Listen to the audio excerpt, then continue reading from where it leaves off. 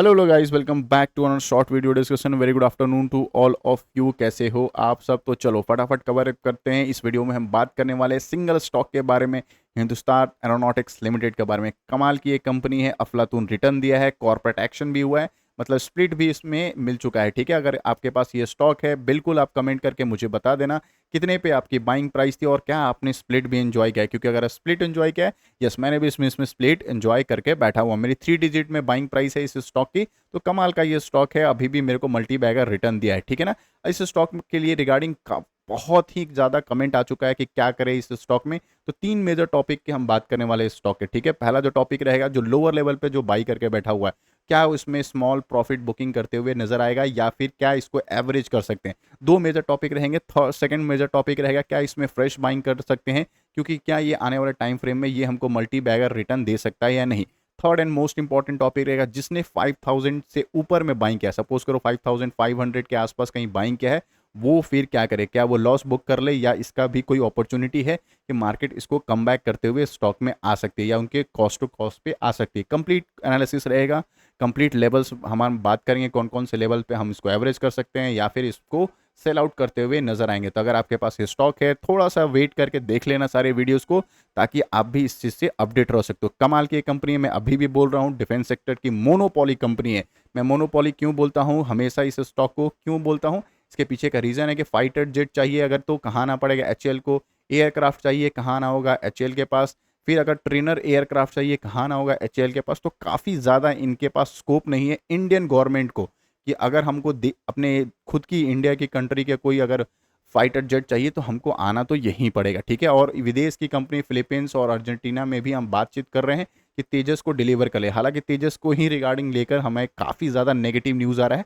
उसको भी cover up करेंगे। क्योंकि लास्ट अगर कुछ दिन में देखोगे, स्पेशली बात करें लास्ट 1 मंथ में, टॉप लेवल से अच्छा खासा सेलिंग आ चुका है। ठीक है, 16 to 50 आई थिंक 20% के आसपास सेलिंग आ चुका है टॉप लेवल से। ठीक है, तो इसके पीछे का रीज़न भी क्यों इतना ज़्यादा सेलिंग आ रहा है, वो भी हम बातचीत करने वाले हैं। तो लास्ट तक देखते रहना वीडियो को। पहले चीज़ बता देता हूँ कि क्वार्टर रिजल्ट जो इसका आने वाला है, Q1 का जो रिजल्ट आने वाला है वो कब आने वाला है। तो Q1 का जो रिजल्ट है 14 अगस्त को आने वाला है। ये चीज़ मैं आपको क्लियर आउट कर दे रहा हूँ।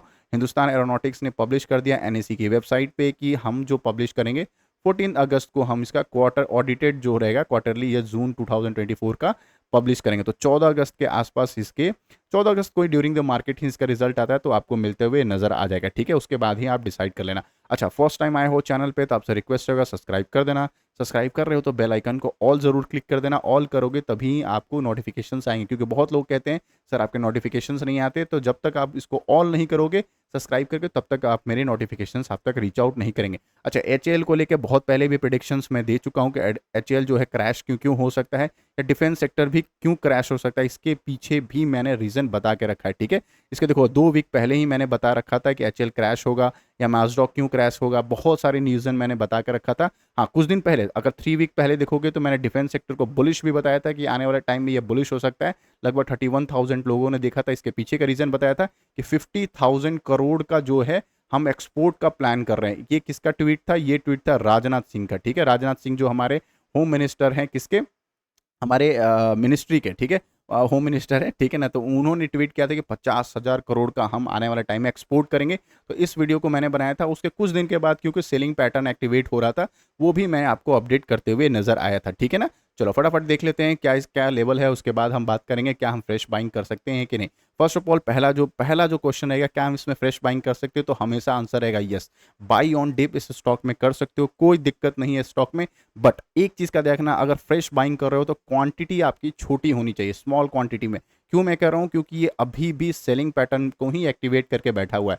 अगर 4600 का लेवल टूटेगा, 4200 एंड 4000 जो है कंप्लीट इसका सपोर्ट लेवल दिखते हुए नजर आ रहा है। ठीक है ना, तो इन चीज का आपको ध्यान रखना है कि आपको स्पेशली बात कर रहा हूं कि 4000 एक सपोर्ट है, 4200 का सपोर्ट है एंड 4600 सपोर्ट है। तो अगर आप सीएमपी मतलब करंट मार्केट प्राइस पे अगर बाई कर रहे हैं तो यहाँ पे एक छोटा क्वांटिटी में बाई करना है। अगर ये टूट जाता है तो यहाँ पे बाई करो। क्यों ये किसके कह रहे हैं? फ्रेश एंट्री वाले को लेकर रहे हैं। ठीक है, ये मैं क्यों कह रहा हूँ छोटे क्वांटिटी, क्योंकि अगर सपोज करो आपने बल्क में अगर टॉप लेवल पर बाई कर लिया और मार्केट फिर नीचे आया, तो आपको एक रिग्रेट रहता है कि काश थोड़े दिन वेट कर लेता तो मेरे क्वांटिटी भी बढ़ जाती है और प्राइस भी कम आता है। उस रिग्रेट को कम करने के लिए क्या करते हैं, छोटा छोटा क्वांटिटी में हम एवरेज करते हुए नजर आते हैं। ठीक है, ये बता दिया मैंने किसको, फ्रेश एंट्री करने के लिए या कोई एवरेज करने का प्लान ऑफ एक्शन कर रहा है। ठीक है, अब हम बात कर लेते हैं लॉन्ग टर्म इन्वेस्टर्स के लिए, जो कि है जो लॉन्ग रन में देख रहे हैं, 4 साल 5 साल या अभी भी देख रहे हैं, ये स्टॉक को बिल्कुल बेचना मत, क्योंकि अगर आपने लोअर लेवल पे खरीदा है तो आपको बेचने की जरूरत नहीं है। ये स्टॉक बहुत प्यारा है। हाँ, नेगेटिव न्यूज़ क्या है वो चीज़ मैं आपको पहले हाईलाइट कर देता हूँ। काफ़ी नेगेटिव न्यूज़ है, जो आने वाले क्वार्टर जो है Q2 Q3 खराब होते हुए नजर आएंगे। उसका पहले का रीज़न क्या है, तो हिंदुस्तान एरोनॉटिक्स जो है कंटिन्यू जो है लास्ट 4-5 सेशन में कंटिन्यू जो है आज के दिन भी सेलिंग सेलिंग सेलिंग ही दिखते हुए नजर आ रहा है। उसके पीछे का सिर्फ एक रीज़न है, क्या है, जनरल इलेक्ट्रिक जो हमने आ रहा जो टाई अप हुआ था क्या, फाइटर जेट बनाने के लिए। तेजस हमको पता है, तेजस जो है हम फाइटर जेट बनाते हैं और उसमें जो इंजन लगता है, आपको पता है इंजन जो लगता है, वो हम कॉन्ट्रैक्ट किए थे किससे, जनरल इलेक्ट्रिक से खरीदने के लिए। ठीक है ना, उन्होंने क्या किया है, इस चीज़ को उन्होंने ड्रास्टिकली रिड्यूस कर दिया। रिड्यूस मतलब क्या, डिले कर दिया कि हमारे पास अभी नहीं बना के आपको हम दे सकते हैं। फाइटर जेट के लिए जो इंजन आपकी रिक्वायरमेंट है हम फुलफिल अभी नहीं कर सकते हैं। और कितना बड़ा शॉर्टेज उन्होंने किया था, पहले जो बताया जाता 14 इंजन का, बट अब एंटिसिपेट कर रहा है कि 16 इंजन की भी जो है 16 इंजन का जो है उन्होंने डिलीवरी डिले कर दिया। अब देखो, बिना इंजन के तो फाइटर जेट उड़ेगा नहीं, तो फाइटर जेट उड़ेगा नहीं तो मतलब क्या है, फाइटर जेट जो इंडियन आर्मी को चाहिए, मतलब इंडियन एयरफोर्स को चाहिए, उनको तो टाइम पे डिलीवर नहीं हुआ। टाइम पे डिलीवर नहीं हुआ तो फिर क्या हुआ, इनको पैसे नहीं मिले। किसको, HAL को पैसे नहीं मिले। HAL को पैसे नहीं मिले तो क्या हुआ, Q1 Q2 का जो रिजल्ट होगा वो खराब हो जाएगा, या Q2 3 का जो रिजल्ट है वो खराब हो जाएगा, क्योंकि इनको पैसे ही नहीं मिले। HAL डिलीवर ही नहीं हुआ इंडियन एयरफोर्स को डिलीवर नहीं हुआ, तो HAL को पैसे नहीं मिले। HAL को पैसे नहीं मिले तो रेवेन्यू नहीं मिला, रेवेन्यू नहीं मिला तो क्वार्टर का रिजल्ट खराब हो गया। इस वजह से क्या हो रहा है, पहले से ही लोग क्या कर रहे हैं, आने वाला जो टाइम फ्रेम है HAL का वो नेगेटिव हो सकता है, वो प्रिडिक्ट करके बैठे हुए हैं। इस वजह से छोटे छोटे क्वांटिटी में प्रॉफिट बुकिंग हो सकता है। ठीक है, हो क्या रहा है, मतलब हो ही रहा है।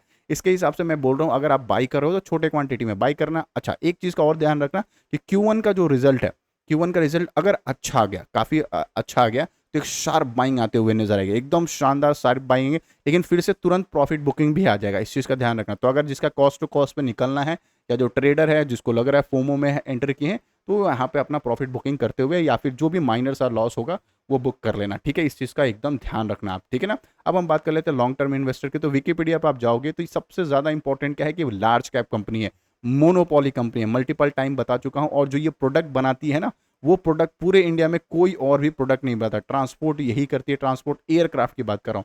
एयरक्राफ्ट जो होते हैं, बड़े बड़े एयरक्राफ्ट होते हैं जो आर्मीज के इक्विपमेंट्स या फिर लेके जाते हैं, वो यही कंपनी बनाती है। फाइटर जेट बनाती है, ट्रेनर एयरक्राफ्ट और हेलीकॉप्टर। और आपको पता है हेलीकॉप्टर का इनको RFP भी मिलते हुए नजर आया था। RFP मतलब क्या, रिक्वेस्ट फॉर प्रपोजल भी मिलते हुए नजर आया था। कितना, 156 LCH प्रचंड का। LCH प्रचंड मतलब क्या होता है, हेलीकॉप्टर बनाने के लिए इनको RFP मिलते हुए नजर आया था, रिक्वेस्ट फॉर प्रपोजल। कहाँ से आया था, मिनिस्ट्री ऑफ डिफेंस से आया था। किसको आया था, HAL को आया था।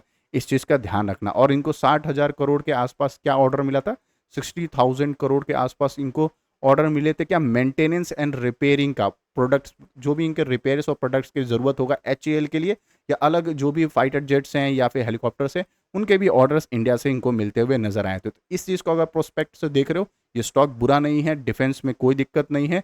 बस दिक्कत क्या है कि यस, इस स्पेशली इस स्टॉक के लिए तेजस का डिलीवरी जो है, तेजस का जो फाइटर जेट है वो डिलीवर लेट होते हुए जा रहा है। इस वजह से क्वार्टर का रिजल्ट खराब होते हुए नजर आएगा। ठीक है ना। अच्छा, एक चीज़ और मैं बता चुका हूं आपको मल्टीपल टाइम, डिफेंस सेक्टर में पैसे जो एलोकेशंस हुए हैं इस बजट में 6.21 लाख करोड़ के आसपास हुए हैं, जो कि अच्छा खासा पिछले ईयर से लगभग 4 पॉइंट के आसपास अच्छा परसेंटेज में इंक्रीज हुआ। बहुत अच्छा नहीं हुआ है, इतना एक्सपेक्टेशन था, बट हाँ इनको एलोकेशंस बहुत अच्छे मिले, कोई खराब बिल्कुल नहीं मिला है।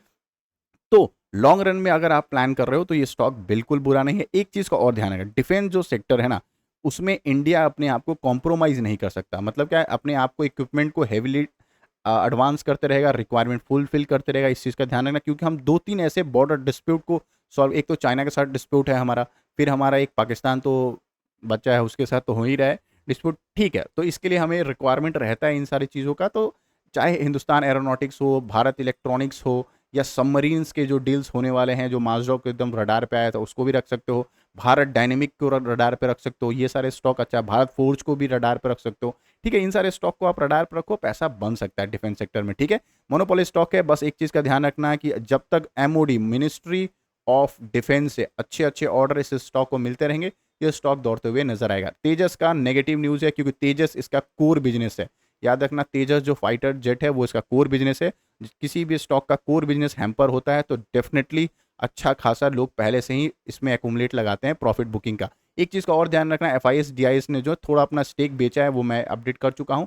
लगभग पिछले क्वार्टर से इस क्वार्टर में देखोगे एफआईएस ने सेल आउट किया है और डीआईएस ने भी अपने आप को सेल आउट करते हुए नजर आया। इस चीज़ को मैं हाईलाइट कर चुका हूँ। ठीक है, चलो आई होप मेरे एनालिसिस अगर अच्छे लगे हो लाइक एंड सब्सक्राइब कर देना। और भी वीडियोस पब्लिश कर रखा है बीएल के रिगार्डिंग, कोचिंग शिपयार्ड, जीआरएसई, मासो, मतलब डिफेंस के सारे stock, even Tata Motors, Tata power, जितने भी स्टॉक है Q1 का रिजल्ट वो भी पब्लिश कर रखा है। चाहो तो वो देख सकते हो चैनल पर जाके, और लाइव ज्वाइन करना चाहते हो तो मेरे साथ इसमें चैनल को ज्वाइन कर सकते हो ताकि मैं लाइव मार्केट में आपसे कनेक्ट हो जाऊंगा। ठीक है, मिलते एक और वीडियो में, तब तक के लिए बाय बाय।